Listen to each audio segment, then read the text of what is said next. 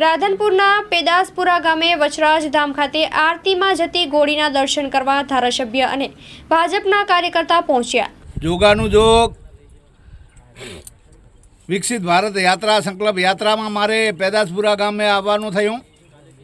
social મીડિયામાં paper દ્વારા મેં જાણેલું કે પેદાસપુરા ભાઈ શ્રી ભૂરાભાઈની ઘોડી સફેદ ઘોડીએ જેવી વીર વસરાજ દાદાની આરતી થાય અને ઘરેથી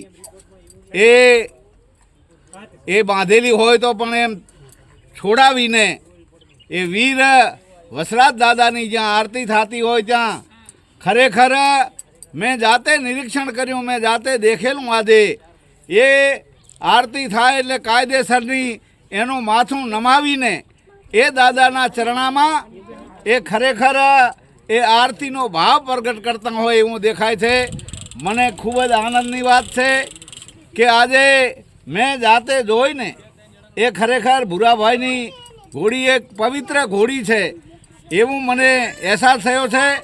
એટલે ખૂબ જ આ એક ચમત્કાર, એ મનુષ્ય તો હોય પણ આ પશુ પણ એક આવા વીર વસરાજ દાદાના